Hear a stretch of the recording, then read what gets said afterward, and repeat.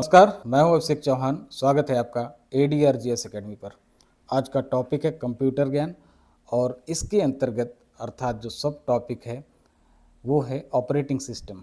बदलते समय के साथ कंप्यूटर नॉलेज नए सिलेबस में लगभग हर जगह जोड़ा जा रहा है, तो इसकी इम्पोर्टेंस बढ़ रही है लगातार। जब भी सिलेबस बदलता है, खासकर जनरल स्टडीज़ का, जीके का, तो उसमें कंप्यूटर ही ऐड हो रहा है, क्योंकि यही वो हिस्सा है जो अभी तक या तो कम जोड़ा गया है या बिल्कुल नहीं जोड़ा गया।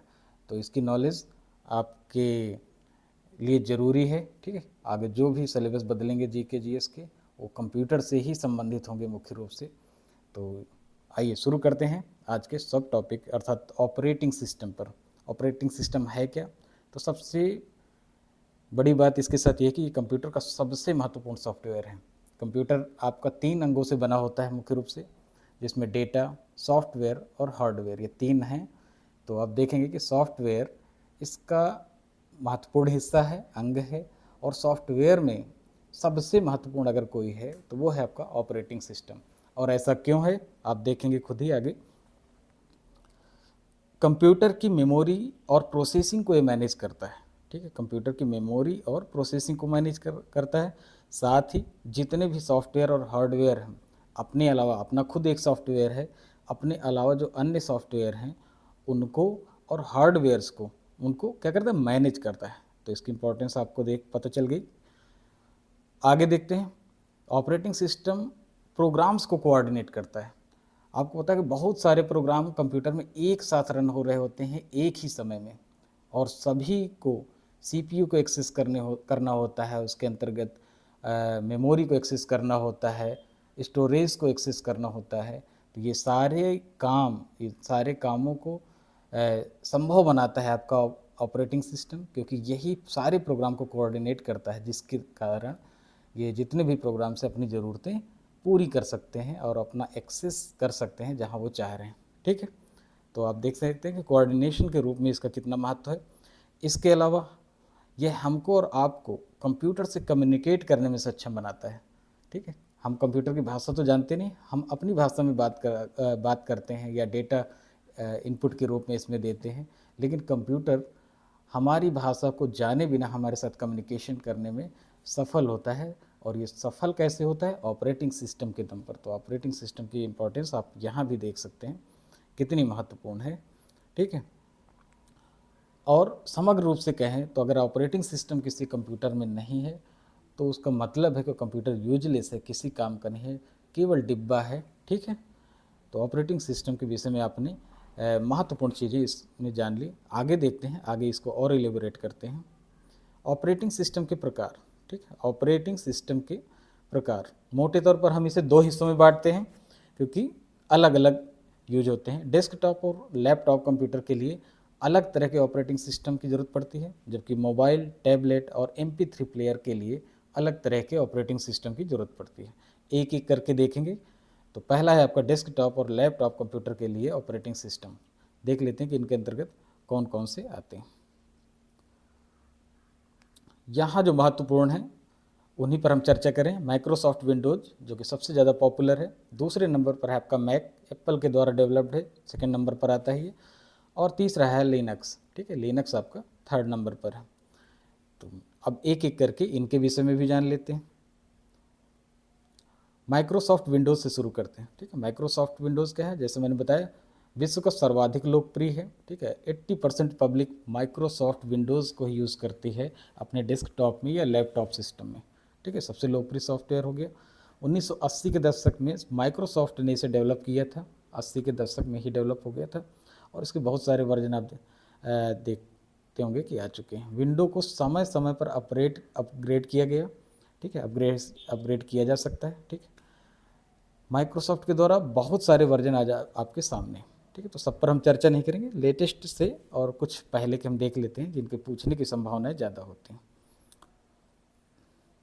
ये आपका विंडो विस्टा। ठीक है, विंडोज़ विस्टा आपका आया 2007 में, विंडो 7 आया आपका 2009 में, विंडो 8 आया आपका 2012, विंडो 10 2015, और आपका जो सबसे लेटेस्ट है विंडोज़ ऑपरेटिंग सिस्टम में वो है 2021 में लॉन्च हुआ है ये विंडोज़ 11। ठीक है, ये सबसे लेटेस्ट है। तो इसे आप याद रख सकते हैं कि अब विंडोज़ 11 जो है सबसे लेटेस्ट वर्जन चल रहा है इस समय। आगे चलते हैं, मैक ओएस की बात करते हैं। मैक ओएस जैसे मैंने बताया कि एप्पल के द्वारा डेवलप किया गया है ये, और कुछ महत्वपूर्ण बातें इसकी देख लेते हैं।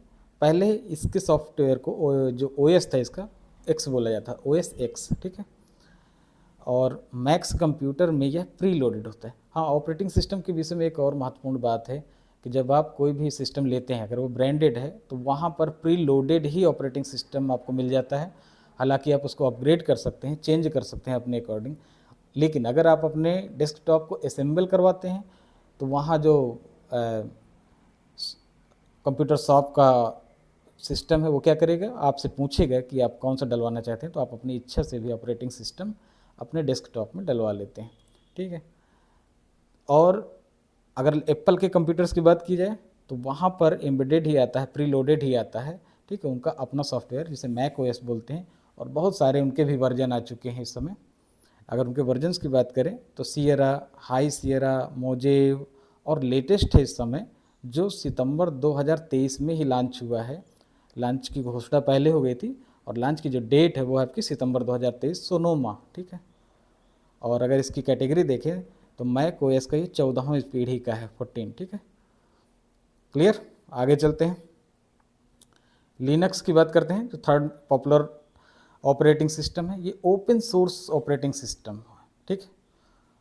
ओपन सोर्स, अब देख लेते हैं कि वास्तव में ओपन सोर्स ऑपरेटिंग सिस्टम में और अंतर क्या होता है। अभी तक जो हमने पढ़े वो कौन से थे कि ये इसके लिए पर्टिकुलर एक वर्ड यूज़ हो रहा है, ओपन सोर्स कंप्यूटर, ठीक है।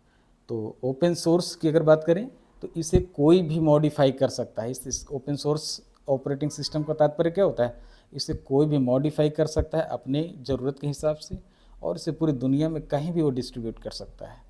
जबकि अभी जो आपने देखा माइक्रोसॉफ्ट विंडोज़ को, मैक को, तो ये वो ऑपरेटिंग सिस्टम क्या कहे जाते हैं, प्रोप्राइटरी। प्रोप्राइटरी अर्थात इनकी कंपनी ही इनमें केवल बदलाव कर सकती है, आप और हम बदलाव नहीं कर सकते, ठीक। तो ये अंतर होता है ओपन सोर्स ऑपरेटिंग सिस्टम में और प्रोप्राइटरी सिस्टम में।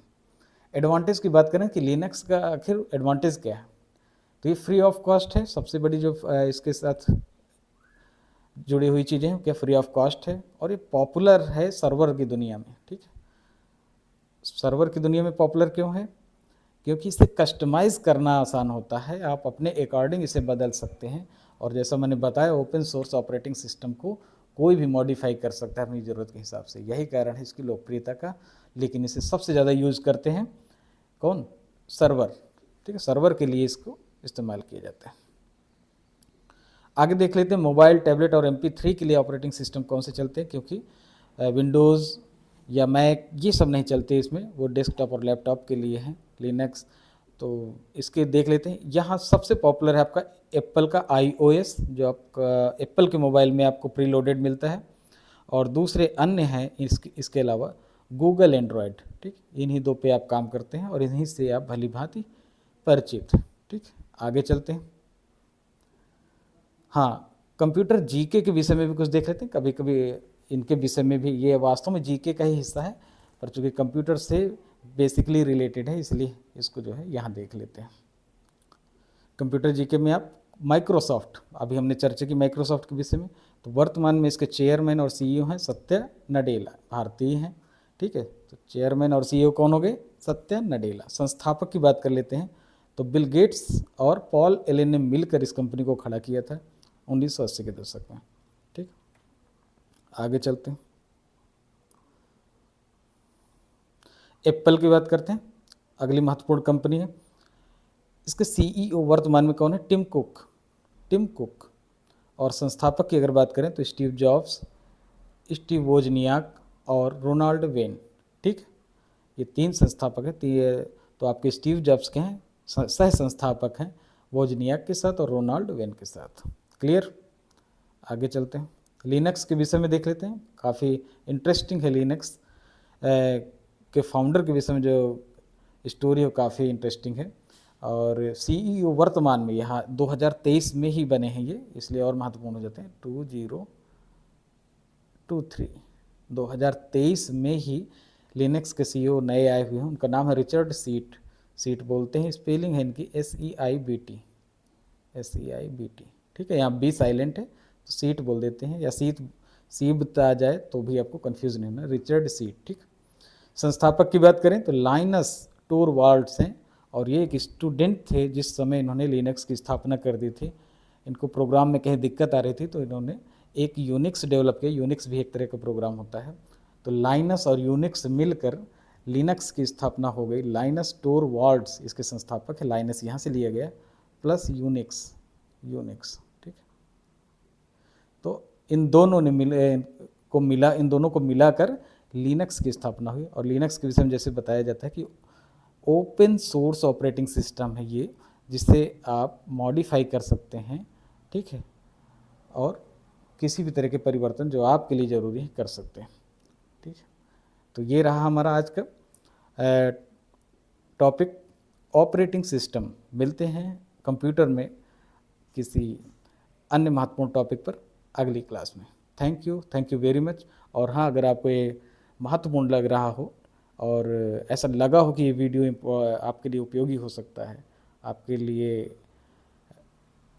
लाभदायक हो सकता है, तो आप जो है चैनल को सब्सक्राइब कर दें, लाइक कर दें वीडियो को, ठीक है। Thank you very much.